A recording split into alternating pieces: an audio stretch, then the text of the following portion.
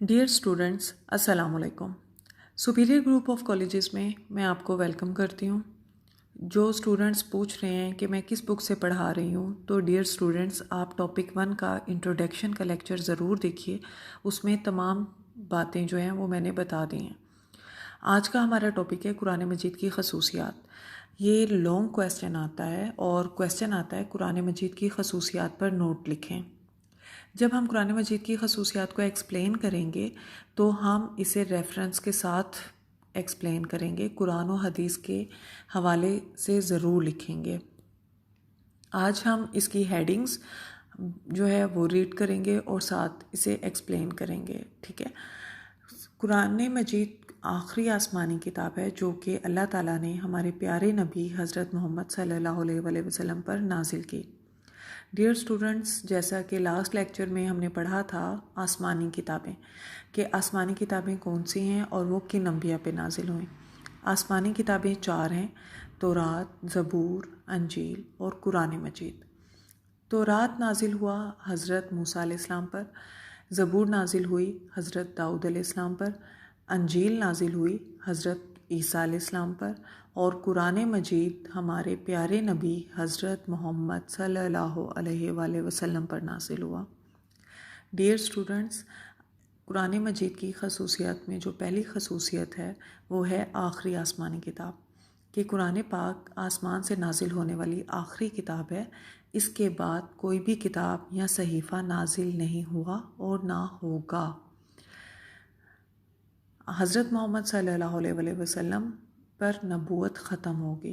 हज़रत मोहम्मद सल्लल्लाहु अलैहि वसल्लम पर अल्लाह ताला ने ये किताब नाजिल की ताकि ये तमाम लोगों को के लिए हदायत का ज़रिया बन जाए।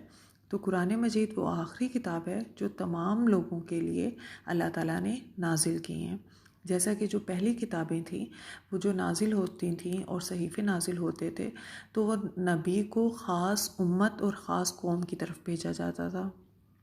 लेकिन हज़रत मोहम्मद सल्लल्लाहु अलैहि वसल्लम को अल्लाह ताला ने तमाम लोगों के लिए भेजा। आप रहमतल लिल आलमीन हैं और आपकी जो तालीमात हैं वो तमाम इंसानों के लिए हैं, मुसलमानों के लिए नहीं।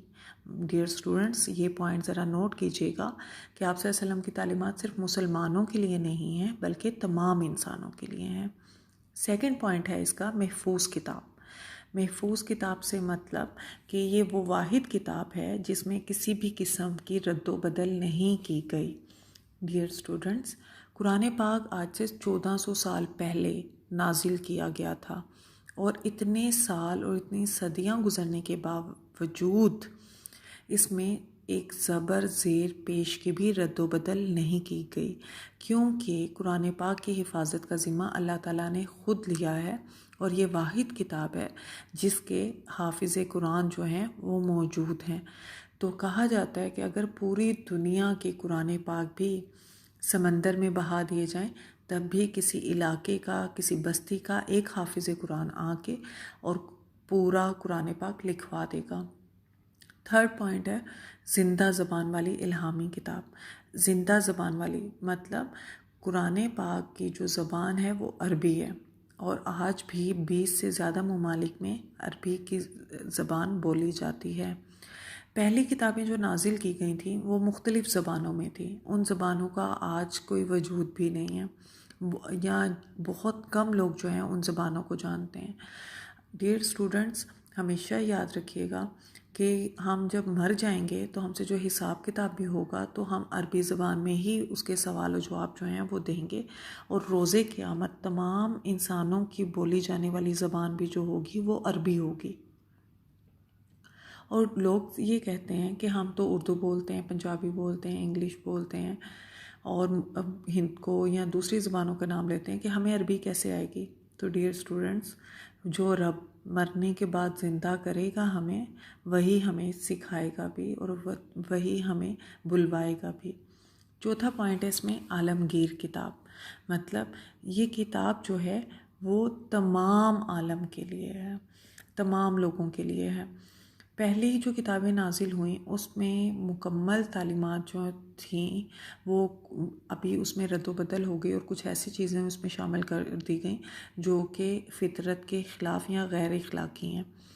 لیکن قرآن پاک فطرت کے خلاف نہیں کہوں گی، غیر اخلاقی کہوں گی رد و بدل ہونے کی وجہ سے، لیکن چونکہ قرآن پاک میں کسی بھی قسم کی کوئی رد و بدل نہیں کی گئی، اس لیے یہ ایک عالمگیر اور جامع کتاب ہے۔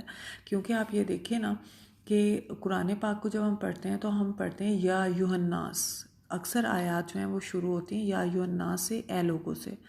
تو قرآن پاک میں اللہ نے کسی ایک قوم کو مخاطب نہیں کیا بلکہ اے لوگوں کہہ کے مخاطب کیا، تو اس لیے قرآن پاک عالمگیر کتاب ہے۔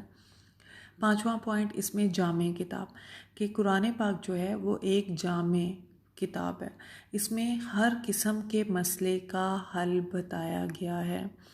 ڈیئر اسٹوڈنٹس، اگر قرآن پاک کو ہم ترجمے کے ساتھ پڑھیں تو ہم یہ دیکھیں گے اور سیکھیں گے کہ قرآن پاک میں اللہ تعالیٰ نے ہمیں بتایا کہ ہم نے اپنے رشتہ داروں کے ساتھ کیسا سلوک کرنا ہے، وراثت میں کس کا کیا حصہ ہے، اللہ نے مرد کا کیا مقام دیا، عورت کا کیا مقام دیا، ایک بادشاہ جو ہے اسے اپنی رعایا کے ساتھ کیسے ہونا چاہیے، ایک کاروبار آپ نے کرنا ہے تو کاروبار میں کون سی شرائط لاگو ہونی چاہیے۔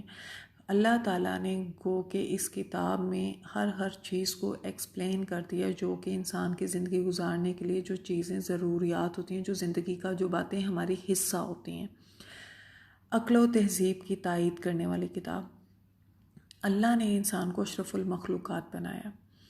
انسان جو ہے کہتے ہیں اگر آپ اپنے اوپر اپنے عقل کو غالب کرتا ہے تو وہ فرشتوں سے بھی بڑھ کر درجہ پا لیتا ہے، کہ اللہ تعالیٰ نے فرشتوں کو عقل دی ہے، شہوت نہیں دی ہے۔ جانوروں میں شہوت ہے، عقل نہیں ہے، لیکن انسانوں میں یہ دونوں چیزیں موجود ہیں، اور جس انسان کی عقل شہوت پہ غالب آ جاتی ہے تو اسے اللہ فرشتوں سے بھی زیادہ جو ہے وہ بلند درجہ دے دیتا ہے۔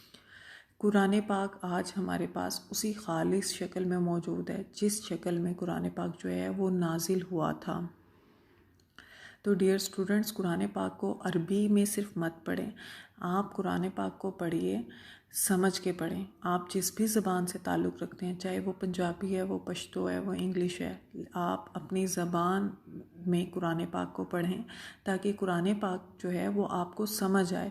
ہم لوگ عربی زبان میں پڑھتے ہیں، عربی زبان ہمیں آتی نہیں ہے تو ہمیں معلوم ہی نہیں ہوتا، مجھے لگتا ہے کہ ہم لوگ اندھوں کی طرح قرآن پاک پڑھ رہے ہوتے ہیں۔ اگر ہم کوئی کتاب کہیں سے بھی پڑھیں اپنی زبان کی، جیسے اگر ہم اردو کا کوئی ناول پڑھتے ہیں، کوئی کتاب پڑھتے ہیں، جب ہم اسے دوسری دفعہ پڑھتے ہیں نا تو ہمیں معلوم ہوتا ہے کہ کس جگہ پہ کیا کیا بات لکھی ہوئی ہے۔ لیکن قرآن پاک ہم بچپن سے پڑھتے آ رہے ہیں ڈیئر اسٹوڈنٹس، اور ہمیں معلوم ہی نہیں ہوتا کہ اللہ تعالیٰ نے کس جگہ پہ کیا فرمایا۔ تو اس لیے قرآن پاک کو جو ہے وہ سمجھ کے پڑھنے کی کوشش کریں۔ اس کے بعد ہے کتاب اعجاز۔ کتاب اعجاز کا مطلب ہے کہ جب قرآن پاک نازل ہوا تو یہ قرآن کا معجزہ ایک تھا کہ لوگ کہتے تھے کہ آپ صلی اللہ علیہ وسلم اپنے پاس سے یہ آیات لاتے ہیں، تو اللہ تعالیٰ نے فرمایا تھا کہ ان سے کہو کہ یہ ایک سورت تو درکنار ایک آیت ہی خود سے لکھ کر لے آئیں تو بات ہے، اور کافر جو ہیں وہ ایک آیت بھی لکھ کر نہیں لائے تھے۔ دعا ہے کہ اللہ تعالیٰ ہم سب کو قرآن پاک پڑھنے کی، سمجھنے کی توفیق عطا فرمائے، اور ہمیں استقامت دے اپنے دین پر چلنے کی، اور ہمیں ہدایت دے، سیدھا راستہ دکھائے، وہ راستہ جو کہ اللہ کا راستہ ہے، اور ہم سب کو قرآن پاک کو سمجھنے کر پڑھنے کی توفیق عطا فرمائے۔ آمین۔